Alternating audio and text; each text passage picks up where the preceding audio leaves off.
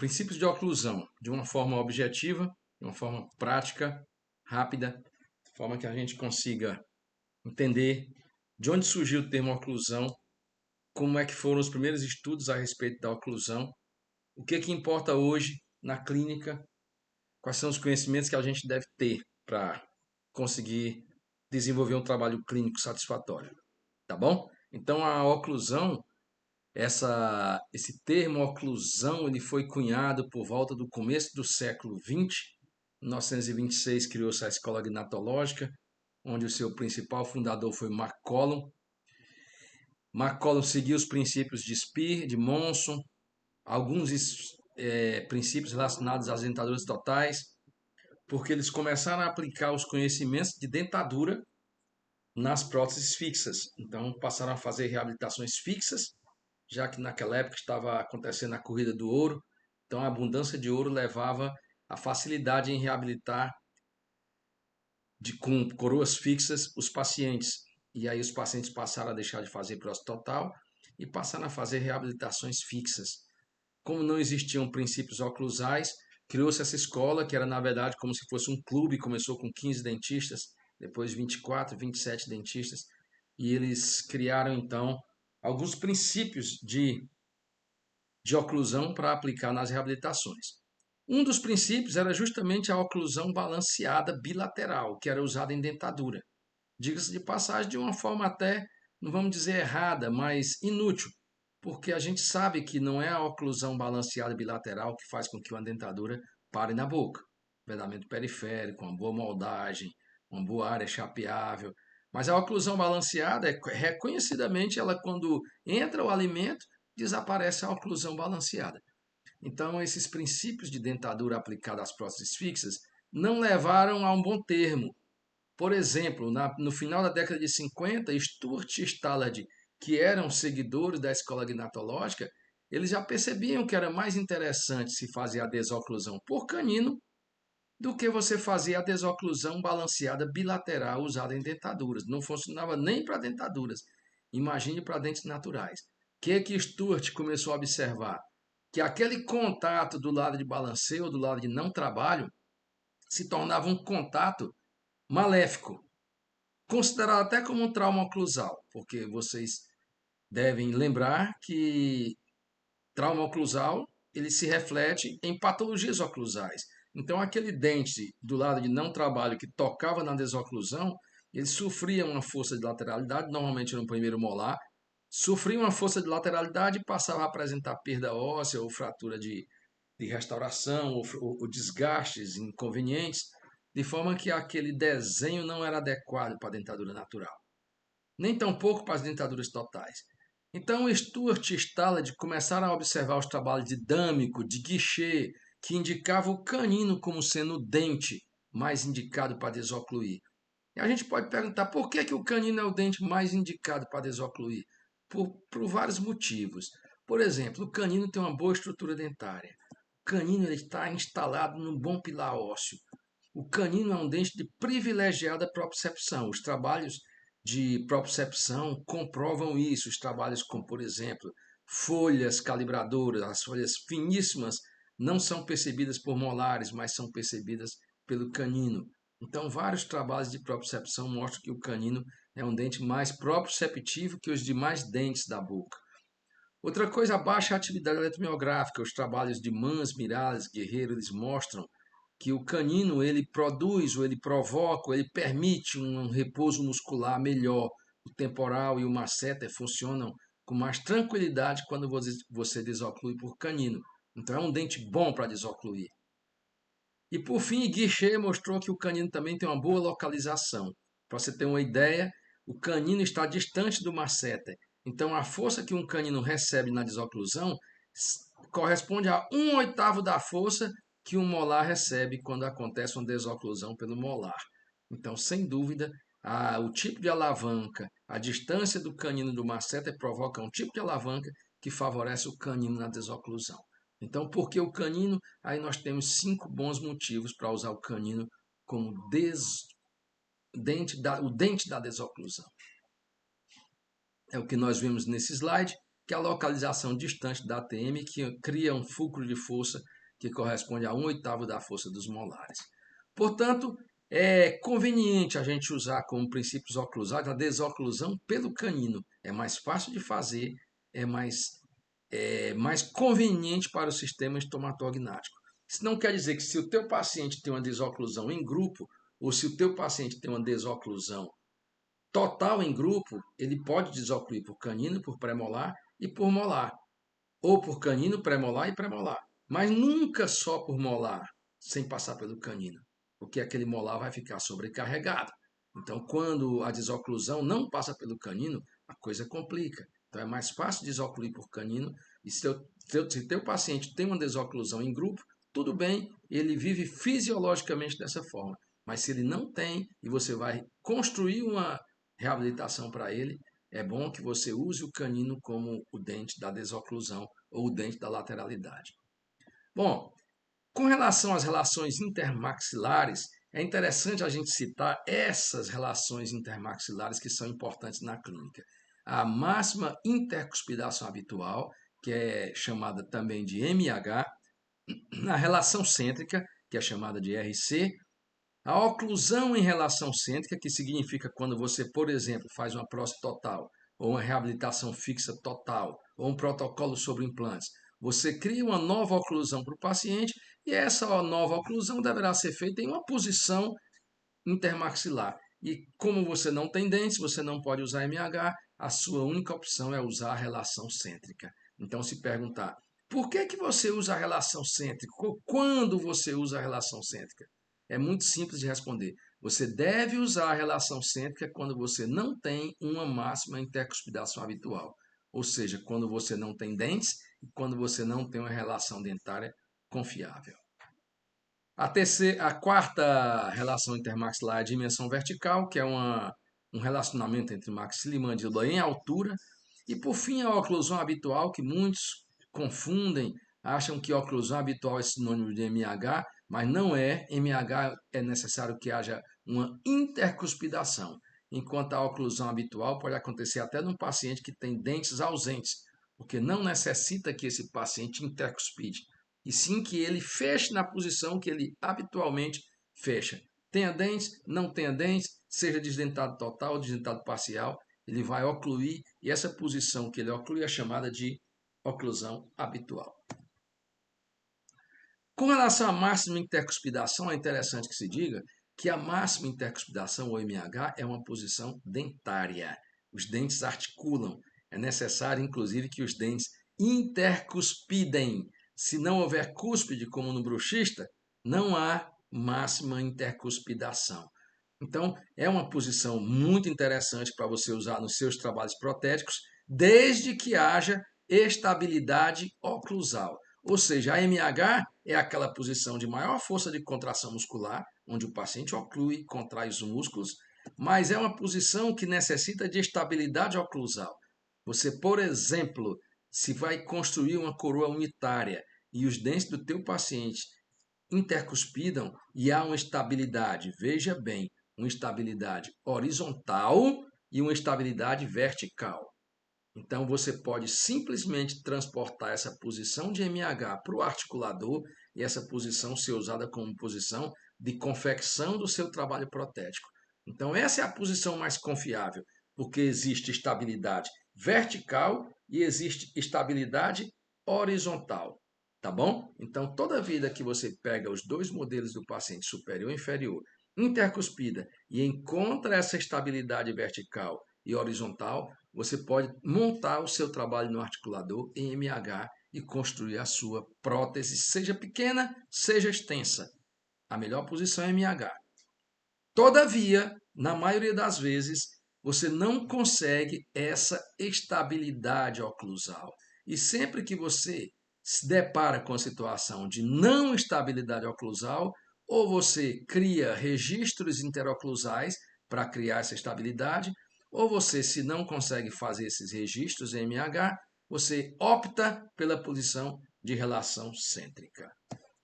Em resumo, a relação cêntrica é uma posição que você pode montar os seus trabalhos protéticos, mas não é a posição de preferência. A posição de preferência é a MH. Quando não existe estabilidade oclusal vertical e horizontal, aí você, por não ter outra opção, você vai buscar a relação cêntrica do paciente para registrar no articulador. E que posição é essa de relação cêntrica? A posição de relação cêntrica ela não é dentária. O paciente pode ser um desdentado total e você vai ter a posição de relação cêntrica, porque ela é uma posição neuromuscular da mandíbula em relação à maxila. E veja bem, isso é muito interessante essa explicação. A maxila e a mandíbula, principalmente a mandíbula em relação à maxila, a mandíbula pode se deslocar infinitamente para frente, para o lado esquerdo, para o lado direito. Mas para trás, para posterior, a mandíbula não pode se deslocar infinitamente, porque existe um ligamento que sai aqui do temporal ou do zigomático aqui dessa região e pega esse ligamento, entrelaça posteriormente à mandíbula. É o chamado ligamento temporomandibular. Esse ligamento, ele impede que a mandíbula desloque infinitamente para posterior. Então, se perguntar para você qual o limite da mandíbula em relação ao movimento posterior, o limite é o limite do ligamento temporomandibular. Esse ligamento permite que a mandíbula não se desloque ou pare num determinado ponto, e esse ponto ele é reproduzível. Esse ponto que a mandíbula para, ele é capaz de ser registrado no articulador. Então, a relação cêntrica é, na verdade, uma posição que permite ser reproduzida, porque você pode encontrar na boca, e como ela é limitada pelo ligamento temporomandibular, como o côndilo faz uma rotação no eixo terminal de rotação, então essa posição pode ser reproduzida no articulador, seja semiajustável, seja no articulador de distâncias médias. Não precisa ser um articulador sofisticado, porque esse é um eixo terminal de rotação. Então, a relação cêntrica é uma posição que permite ser reproduzida. E ela também é uma posição que permite ser repetida, porque como eu tenho o ligamento temporomandibular limitando-a, eu posso, hoje, amanhã, depois, manipular a mandíbula nessa mesma posição, ou seja, manipular a mandíbula no eixo terminal de rotação, como se estivesse trabalhando limitado pelo ligamento temporomandibular. Então, o momento é de esquecer onde é que está o côndilo, não interessa muito onde é que está o côndilo, o que interessa é se ele está centralizado na cavidade articular, se ele está mais anterior, se ele está mais posterior. Isso é uma discussão boba. O que interessa é que esse côndilo gire no eixo terminal de rotação, limitado pelo ligamento temporomandibular, e que você possa repetir essa posição quantas vezes você precisar. Ou seja, você pode repetir ao provar um plano de cera, você pode repetir ao provar os dentes e você pode repetir ao entregar a prótese definitiva para o paciente.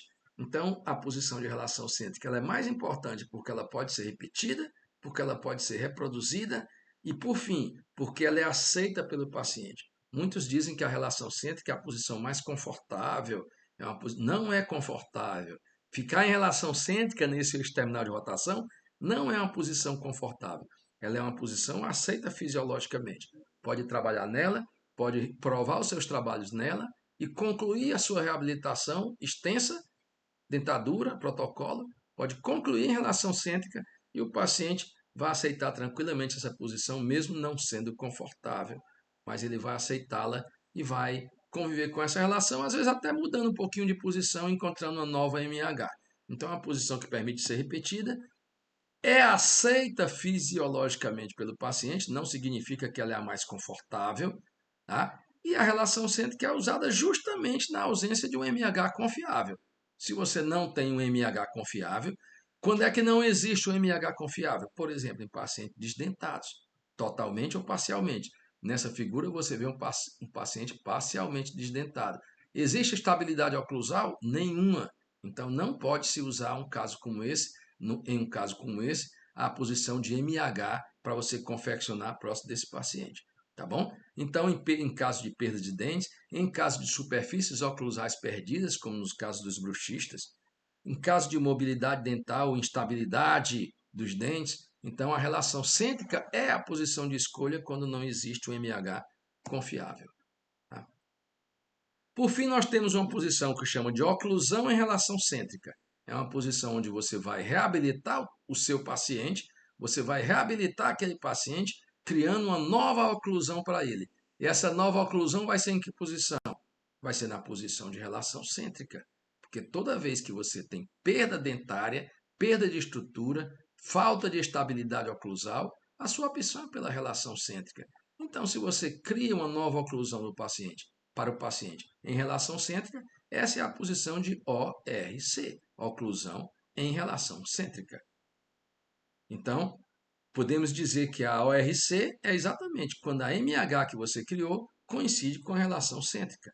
É usada em próteses totais, é usada em prótese total convencional, em prótese total tipo protocolo, em prótese total fixa.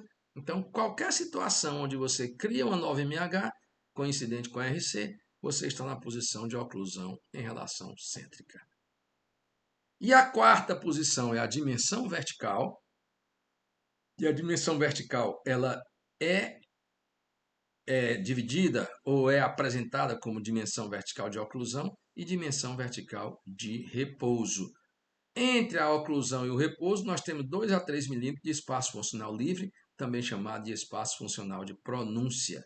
Ok? Essa posição de repouso é preciso ter cuidado, porque sempre que se for determinar a dimensão vertical de um paciente, é importante que a posição do paciente seja de 45 graus, nem tanto vertical e nem tanto horizontal, porque a posição da cabeça influencia na dimensão vertical. E para a gente finalizar, como restabelecer a dimensão vertical? Bom, durante muito tempo se criou um mito de que a dimensão vertical não podia ser modificada, não podia ser recuperada, não podia ser aumentada, porque podia causar dor de cabeça, podia causar problemas musculares no paciente. Isso tudo é bobagem. Os trabalhos mostram que a dimensão vertical pode ser aumentada em até 10 milímetros, ou seja, 1 centímetro nos dentes anteriores, você pode aumentar a dimensão vertical na média. O trabalho do Mans Miralles Guerreiro mostra isso, que o masseter continua relaxando à medida que você aumenta a dimensão, até mais ou menos 10 milímetros. Mas isso é uma média, então você deve aumentar a dimensão vertical, de preferência de uma forma não invasiva, como por exemplo, nesse paciente, ele tem uma perda visível de dimensão vertical, e aí você vai fazer o aumento da dimensão, porque precisa de espaço para reabilitar. Claramente não existe espaço, embora ele tenha um bom suporte ósseo, mas a gente vê que os dentes estão desgastados, os dentes estão fraturados. E aí você pode construir um jig.